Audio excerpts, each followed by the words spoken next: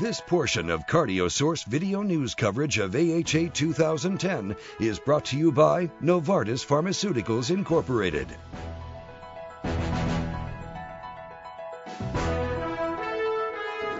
Well, I'm here with Dr. Otavio Berwanger from Brazil, who's just presented very interesting results from a large trial looking at the benefit, or as he just showed, lack of benefit of N-acetylcysteine for preventing renal dysfunction following catheterization procedures, something we do every day.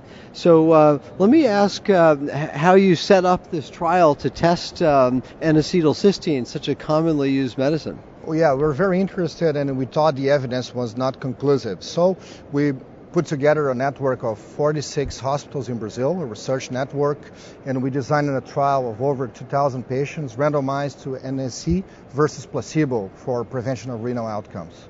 Well, what kind of patients did you enroll? Was it by renal dysfunction or more all-comers? Well, we decided to include a broad population to be more generalizable. So we include not only patients with renal dysfunction, but also patients with diabetes and elderly patients, and some patients with heart failure as well. So in order to have a broad population and be able to do some extrapolation from the results. Okay. And what kind of things did you look at as outcomes, and what did you find? Well, our primary outcome was the incidence of contrast-induced nephropathy. We thought that it would be better first to answer this question before going to an even larger trial, like a 10,000 patient trial, a mortality trial. And in terms of this outcome, there was no difference whatsoever between the study drug and placebo. But of course, we also measure all-cause mortality, need for dialysis in a combined endpoint. There was no difference at 30 days. And also the same holds for individual components of this combined endpoint and for cardiovascular mortality. So no difference between the study groups. Okay. And did certain patient groups, maybe those with renal dysfunction at baseline, did they have any benefit from this? Well, that's a very good question, because one may ask, well, what about the sicker patients, the ones that really have renal dysfunction, the main risk factors?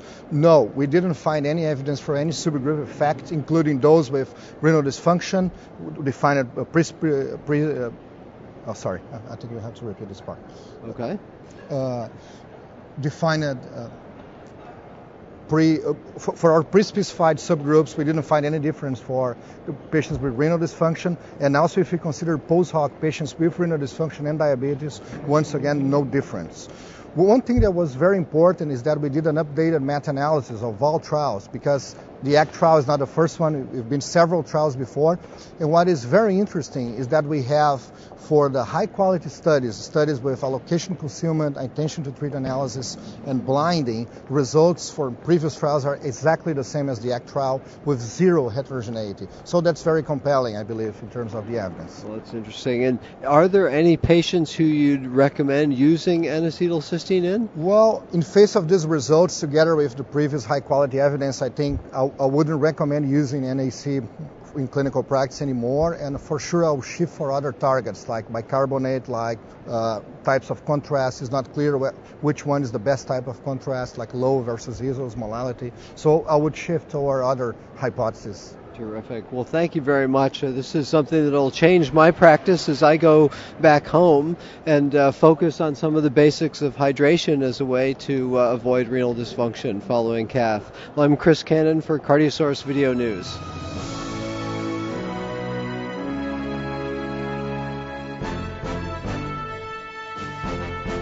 Special thanks to Novartis Pharmaceuticals Incorporated for supporting continuing coverage of CardioSource Video News at AHA 2010.